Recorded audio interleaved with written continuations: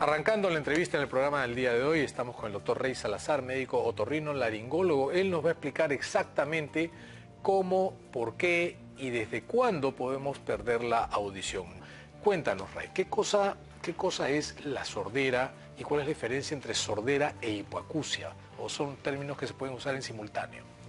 Bueno, el término sordera involucra una disminución de la audición, que puede ser de dos tipos: total, que a eso le llamamos cofosis. ¿Cómo, perdón? Cofosis. Cofosis. Y una pérdida parcial, que le llamamos hipoacusia, ¿no? Entonces, que puede manifestarse en ambos oídos o en uno solo. Y esta pérdida se puede presentar en diversos tipos de edades. Pueden ser congénitas o adquiridas. Y también, obviamente, hay factores de riesgo que van a producir que esto se presente, ¿no? Empecemos por desenmarañar todos los factores de riesgo. La edad es importante, ¿no es cierto? Así es. De manera natural vamos perdiendo ciertas facultades, las auditivas están dentro de estas facultades. ¿A partir de qué edad podríamos empezar a perder la capacidad de escuchar claramente, pero como parte de la edad? ¿Y qué es lo que te preocupa a ti como otorrino y qué es lo que está pasando con los jóvenes, por ejemplo? Bueno, a partir de los 40 años, más o menos, inicia este proceso, como todo.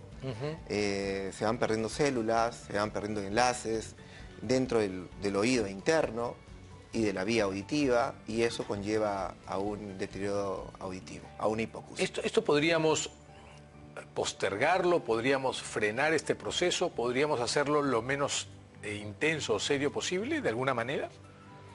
Es decir, sí. ¿Podríamos cuidar nuestros oíditos? Como todo, tenemos que tener una vida saludable, mejorar nuestra irrigación, vida deportiva y también evitar los excesos de ruidos, que es otro factor de riesgo. Que es otro factor de riesgo. Cuando hablamos de ruidos, ¿de qué clase de ruidos estamos, a qué clase de ruidos nos estamos refiriendo?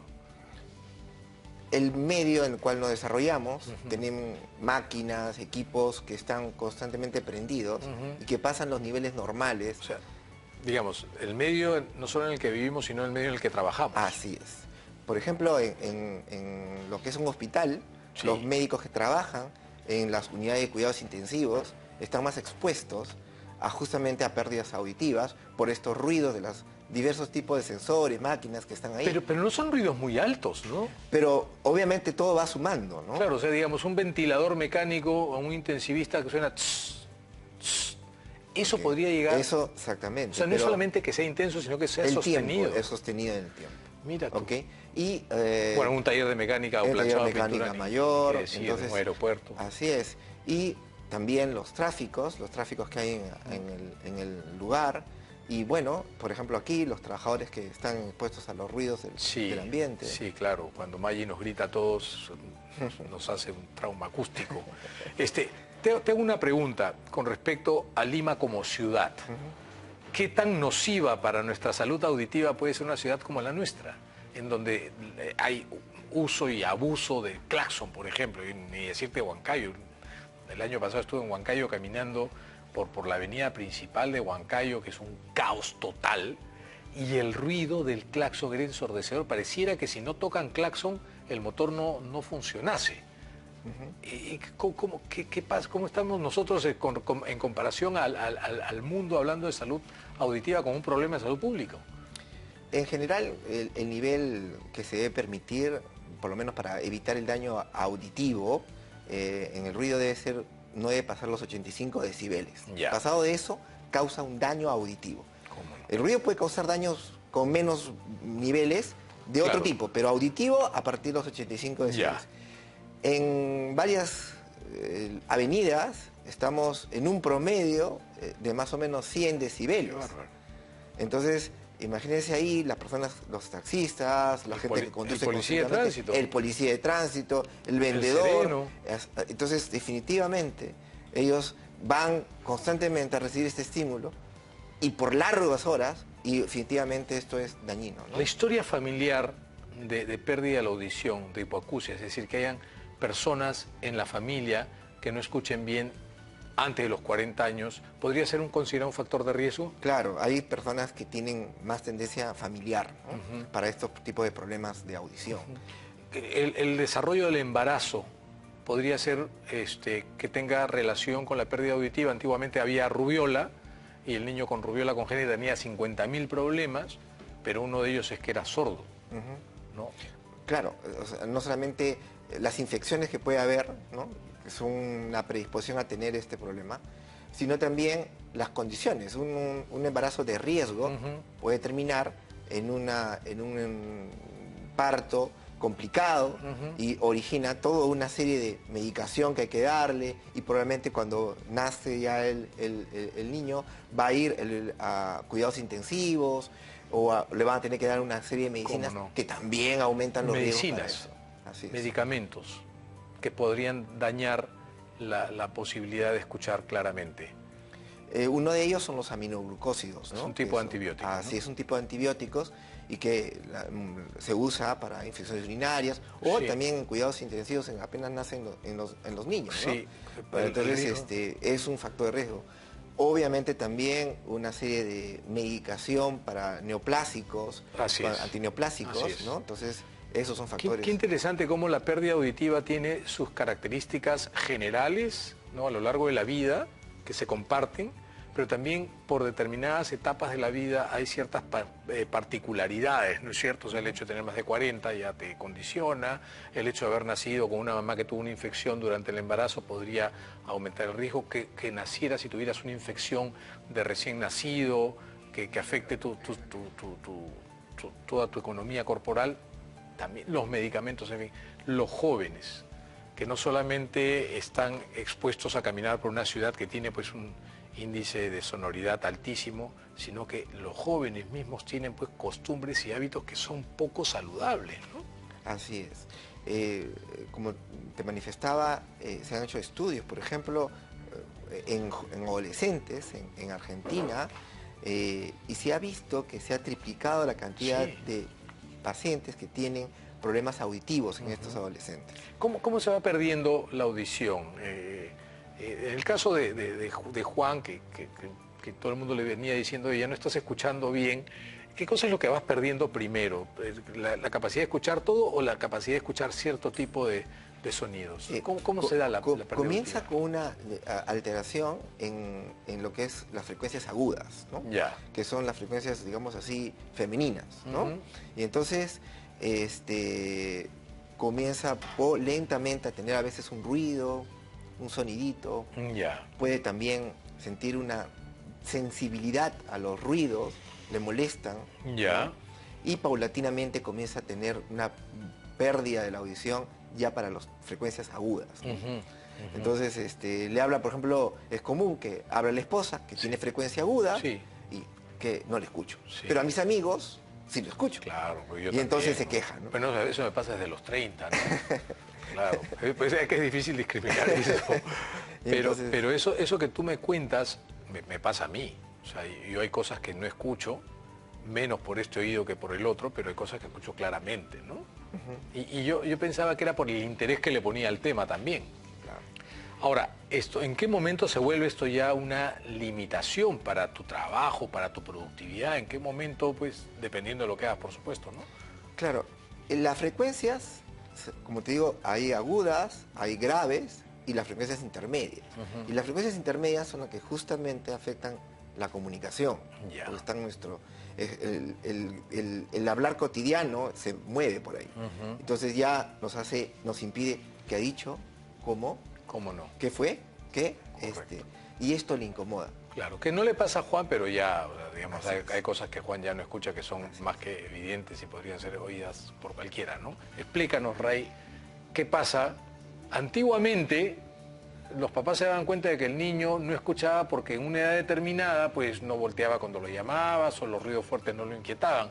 Eso ha logrado cambiar. Ahora hemos encontrado herramientas para determinar tempranamente si el niño podría tener algún riesgo, ¿no? O alguna evidencia de que su aparato auditivo no está funcionando correctamente. ¿Qué es lo que te preocupa a ti en ese grupo de edad que es tan importante? Así es. Los recién nacidos, el porcentaje o mejor dicho, la cantidad de niños que nacen con pérdida auditiva en el Perú, por lo menos estamos entre 5 de 1000 niños. 5 de 1000. 1000 así de recién nacidos. O sea, 25.000 niños en el Perú por año podrían tener pérdida auditiva. Recién es que nacen 500.000, Sí. 5 de cada 1000, hacemos matemática, 25.000 niños nacen con un problema auditivo en el Perú. Así es. Más o menos. Así es. Y es importante recalcar que no es que solamente esos niños son los que tienen factores de riesgo. Así es. Por algún problema en el nacimiento, por un bajo peso o una infección, no. Correcto. Son recién nacidos, o la mitad tendrá factores de riesgo. Correcto. Y la Pero otra la mitad, otra mitad no tiene ninguno. ningún problema. Totalmente nacieron normales, entre comillas, todo bien, parto normal, buen peso, todo. Pero pueden tener problemas auditivos. Ya. Por eso, ante este problema, se ha planteado, y en muchos países hay, Sí, lo claro. que se llama el despistaje auditivo. Eso. Que es, Que es relativamente nuevo en general, ¿no es cierto? ¿Qué tendrá 10 años sí, más o en el menos. mundo? Ah.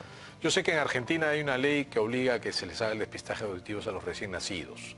Así No es. sé cómo sea en otros países, me imagino Chile. Acá en el Perú todavía eso no existe, pero sí hay algunos centros, sobre todo privados, en donde sí se hace el despistaje auditivo y no sé si en algunos establecimientos públicos, pero como no está legislado, esto es importante, ¿no? Así es, porque no es lo mismo detectarlo al mes o a los 2 meses, ya, o sea, o apenas nacen, que hay una deficiencia auditiva, que detectarlo como antes era a los Claro. 3 años. ¿Cómo no? ¿Ok? Entonces, porque se ha perdido mucho tiempo y a veces eso influye en el desarrollo tanto intelectual y el lenguaje de esos niños, ¿no? El tiempo es audición, en Así este es. caso. O sea, Así el es. niño nace y hacerla la prueba del despistaje auditivo. ¿Cómo se llama esta prueba, Ray?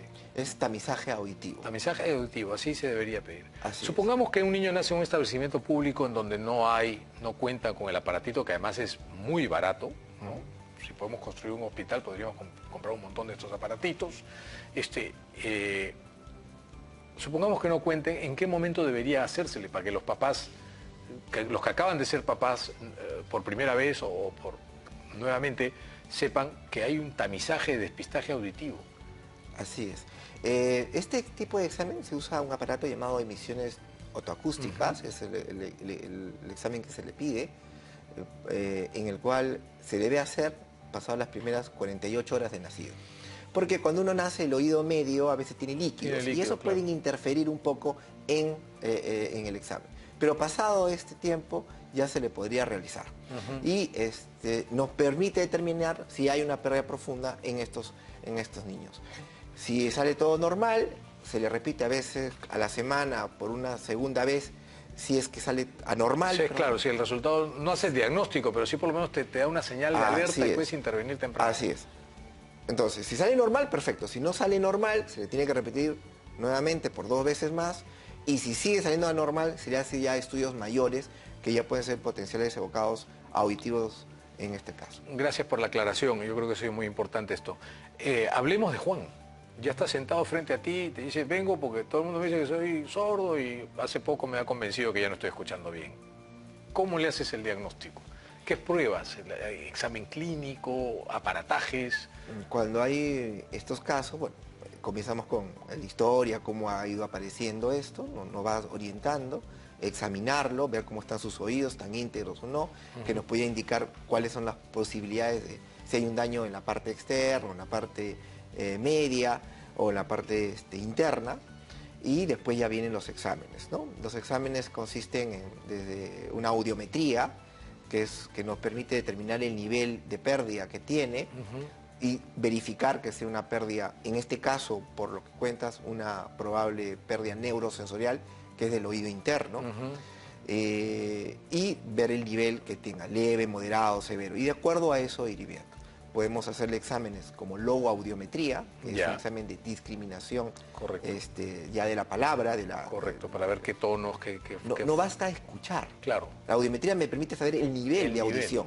La logoaudiometría me permite saber cuánto discrimina la palabra. Así es, cuánto de lo que estás escuchando realmente llega Así es. Entonces, tu ¿dónde capacidad está de nos comprensión? permite saber dónde también nos ayuda a saber dónde podría estar el daño, ¿no? O sea, solamente en el oído o en toda la vía también nos permite. Y obviamente, y en casos mayores, tenemos otros exámenes potenciales evocados auditivos que sean necesarios. ¿Cuál es la diferencia entre una audiometría y los potenciales evocados? ¿Qué busca cada una? La audiometría es un examen en el cual necesitamos la colaboración del paciente. Por tanto, es un examen subjetivo. Ya, claro, entonces, yo le mando un sonido al paciente y el paciente responde, sea levantando la mano, sea apretando un botón, bueno. Perfecto. ¿Ok? Entonces tiene sus límites. ¿Cómo no? ¿No? Hay personas que a veces sencillamente no están muy conscientes o son muy niños, entonces ahí hay problemas. Los potenciales no, son aquellos, se le ponen unos electrodos en varios puntos determinados y se limite a un sonido. Y nosotros vamos captando las ondas que se van formando de los potenciales desde el oído hasta el cerebro. Entonces tenemos toda la vía evaluada. ¿Qué otras pruebas hay de este tipo? Tenemos también lo que, como te había dicho, las emisiones autoacústicas, que es un... Sí, claro, ese es el tamizaje. ¿Cómo no? Pero también nos puede servir para otros tipos de problemas. Ya. ¿Okay? Nos permite saber, por ejemplo, emitiendo un sonido sin la necesidad de la participación del paciente, solamente que esté tranquilo, y va a originar como un sonido de respuesta en el oído interno, lo cual me indica que está funcionando ese oído, ¿no? En el caso de Juan, le has hecho las pruebas y sí, efectivamente tiene una pérdida no tan importante, pero ya está interrumpiendo su capacidad de relación con el entorno, y él es joven, trabaja, produce y tiene pues una vida social interesante, le gusta salir, disfrutar de los amigos, y esto ya para él es porque él está imaginándose que va a tener que usar un audífono de este tamaño. ¿Qué alternativas de tratamiento hay? ¿Qué cosa es lo que debería hacer una persona en la que ya está en ese problema? Cuando ya una persona comienza a tener estas pérdidas, entonces uno es obviamente de evitar que se exponga a ruidos, porque esto puede empeorar más, puede incomodar más. Entonces, prevenir, evitar la exposición a ruidos, también una vida, pues, como todo, una vida sana. ¿Cómo no? Y obviamente, ya para recuperar un poco la audición, ahí vienen aparatos como los audífonos, que ahora son muy modernos, en el cual comentábamos que había personas que no les gustaba porque se notaban. Sí. Ahora son intracanales. Sí, claro, chiquititos. Ya no se ven. Nada. Entonces, se ven más los pelos del oído de una persona que la antenita del audífono. Así es. Y entonces esto cambia, ¿no? No solamente eso, sino que el mecanismo que ya tienen pueden adicionar cosas, ¿no? Por ejemplo, conectarlo al Bluetooth para el teléfono y también adecuarlos a la persona que está hablando. Hay audífonos que uno lo puede adecuar para hablar con varones, con sexo femenino, también para hablar en campo abierto o en campo cerrado. Y entonces todo eso se puede modular en estos tipos de audífonos, ¿no? Qué interesante. El implante coclear, ¿se le podría aplicar a una persona adulta con mejores resultados que en un niño que todavía no adquirió lenguaje suficiente o que nunca escuchó? ¿En qué casos recurrimos a procedimientos quirúrgicos para corregir hipoacusia? La posibilidad de los implantes cocleares es otra posibilidad en el cual inicialmente se hacía cuando había pérdidas profundas.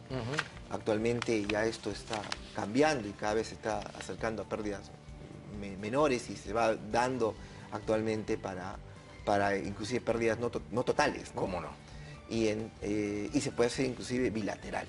Esa es una gran noticia. Así es. Obviamente que hay personas que esto es poner digamos, entre comillas, un aparato dentro del oído interno para sustituir lo que sería el oído interno, el órgano de Corti, sustituirlo, entre comillas, y a partir de ahí generar el daño.